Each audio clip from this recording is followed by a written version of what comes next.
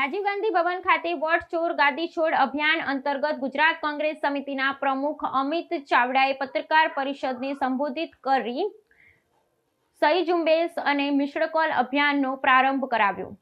આજની પ્રેસ વાર્તામાં અમારી સાથે ખાસ ઉપસ્થિત અમદાવાદ શહેર કોંગ્રેસ સમિતિના પ્રમુખ આદરણીય બેન સોનલબેન પટેલ, અમદાવાદ જિલ્લા કોંગ્રેસ સમિતિના પ્રમુખ પૂર્વ ધારાસભ્ય માનનીય શ્રી રાજેશભાઈ ગોહિલ, પ્રદેશ કોંગ્રેસ સમિતિના અમારા મીડિયા કન્વીનર માનનીય ડોક્ટર મનીષભાઈ દોશી, અમારા પ્રવક્તાશ્રીઓ માનનીય શ્રી હેમાંગભાઈ રાવલ, ડોક્ટર અમિત નાયક અને હિરેનભાઈ બેનકર, આપ સૌ ઇલેક્ટ્રોનિક્સ અને પ્રિન્ટ મીડિયાના પત્રકાર મિત્રોની હાર્દિક સ્વાગત કરીએ છીએ।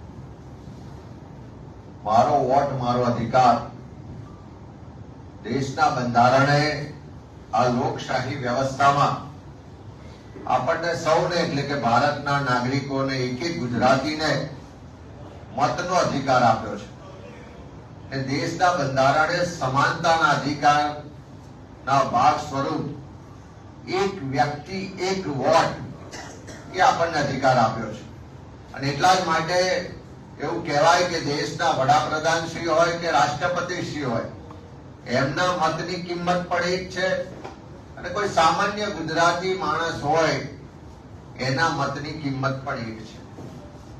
એટલે એક વ્યક્તિ એક વોટ એ બંધારણે આપેલો અધિકાર છે, પણ આ દેશના લોકોના બંધારણના અધિકારો છીનવવા માટે પારંગત એવી આ ભારતીય જનતા પાર્ટીની સરકારને એના શાસનમાં જે ચૂંટણી પંચ સ્વાયત્ત છે, જેની પાસે આ દેશના લોકો પ્રમાણિકતાથી અને નિષ્પક્ષતાની અપેક્ષા રાખે છે, એ ચૂંટણી પંચ એ ક્યાંક ને ક્યાંક રીતે મેનેજ કરવામાં આવે છે, એનો ઉપયોગ કરવામાં આવે છે અને આખા દેશમાં એક વ્યવસ્થિત ષડયંત્રના ભાગરૂપે વોટ ચોરી ચાલી રહી છે।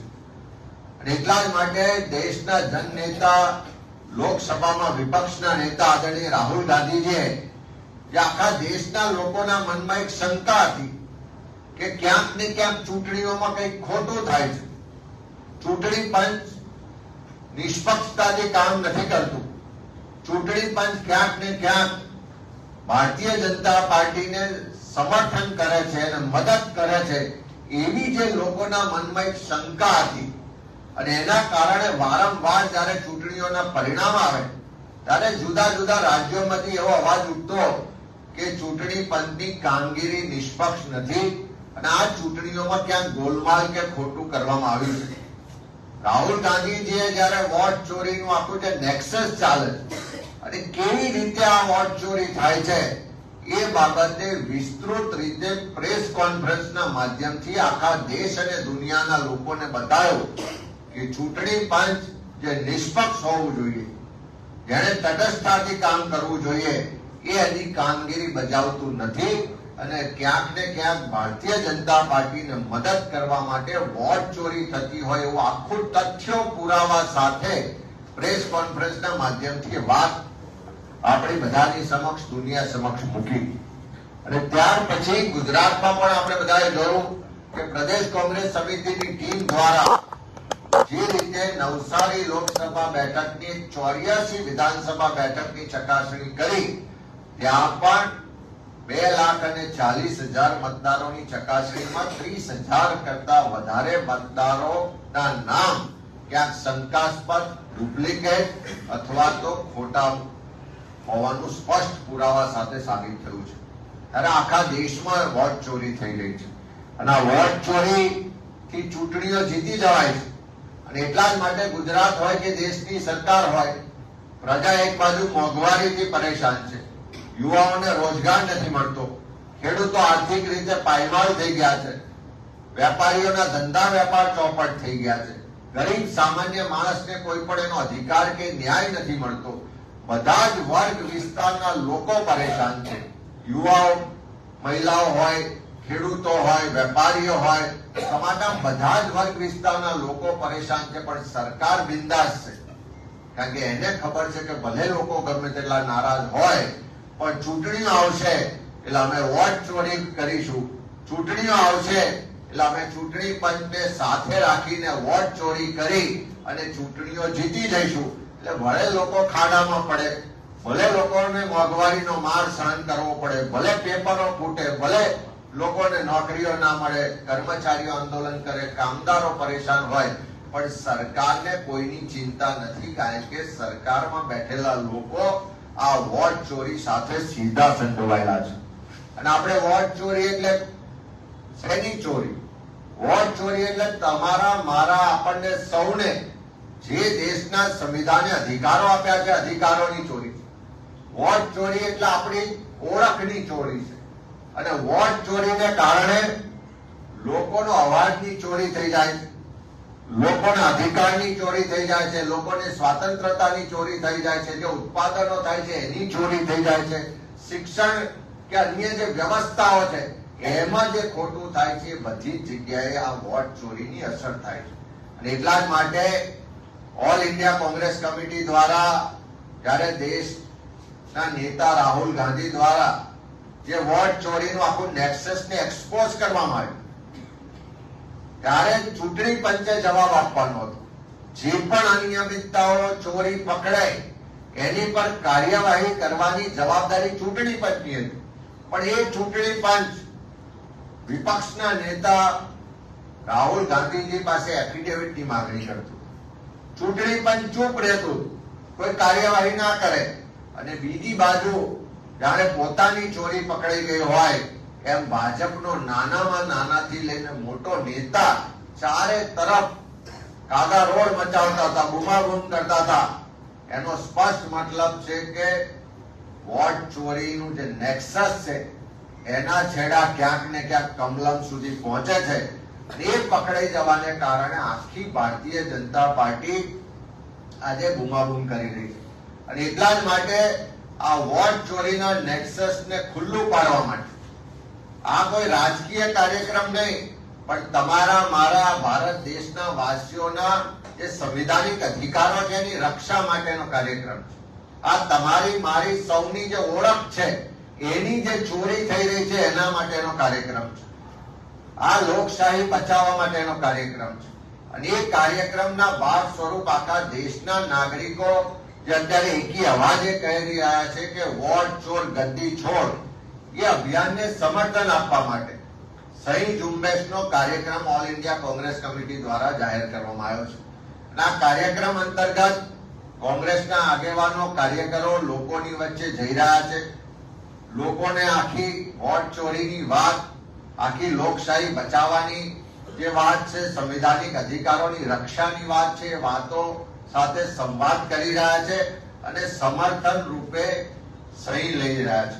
અરે ગુજરાતમાં પણ આ વોટ ચોર ગદ્દી છોડ સહી ઝુંબેશ અભિયાનના ભાગ રૂપે આખા ગુજરાતમાં એક સાથે ઝુંબેશ ઊભી કરવાના ભાગ સ્વરૂપ 3 ઓક્ટોબર થી શરૂઆત કરી અને 10 ઓક્ટોબર સુધી આખા ગુજરાતના પ્રદેશથી લઈને બૂથ સુધી તમામ સ્તરના આગેવાનો કાર્યકરો દ્વારા આ સહી ઝુંબેશને વિધિવત રીતે લોકોની વચ્ચે લઈ જવામાં આવશે. આ સહી ઝુંબેશના માધ્યમથી લોકોનું સમર્થન મેળવવામાં આવશે. આ સહી ઝુંબેશના માધ્યમથી લોકોને જાગૃત કરવામાં આવશે. અને આ સહી ઝુંબેશના માધ્યમથી લોકોને પણ અપીલ કરવામાં આવશે કે આ એક જાગૃત નાગરિક તરીકે તમારા વોટની રક્ષા થાય એ જોવાની જવાબદારી તમારી છે. તમારા વોટનો દુરુપયોગ કોઈ બીજો ના કરી જાય એ જોવાની જવાબદારી તમારી છે. આ ખાલી કોંગ્રેસ પક્ષની જવાબદારી નથી, પણ લોકશાહી બચાવવાની જવાબદારી આ દેશના એક એક નાગરિકની છે. અને એક જાગૃત નાગરિક તરીકે, ગુજરાતી તરીકે બધાને વિનંતી કરીએ કે તમે બધા પણ આ અભિયાનમાં વોટ રક્ષક તરીકે જવાબદારી સ્વીકારીને જોડાઓ. તમારા પોતાના ઘરમાં, તમારા ઘરની આજુબાજુ, તમારા પોતાના બૂથમાં જ્યાં પણ વોટ ચોરી તમને ધ્યાને આવે એ વાતને ખુલ્લી પાડો. તમારી આ એક પહેલ, તમારી આ થોડી જાગૃતતા લોકશાહી બચાવવામાં બહુ મોટું યોગદાન સાબિત થવાની છે. તમારો સંવિધાનિક અધિકાર બચાવવાની જવાબદારી તમારી પણ છે. મારો વોટ મારો અધિકાર એ દરેક નાગરિકનો અધિકાર છે. અને એ અધિકારની રક્ષા કરવા માટે તમે બધા પણ આ અભિયાનમાં ખુલીને આગળ આવો. સાથે મળીને આપણે બધા જો આ વોટ ચોરોને ખુલ્લા પાડવાના અભિયાનમાં જોડાઈશું તો હું ચોક્કસ વિશ્વાસ સાથે કહું છું કે ગુજરાતમાં પણ ખૂબ મોટા પ્રમાણમાં વોટ ચોરી થઈ રહી છે.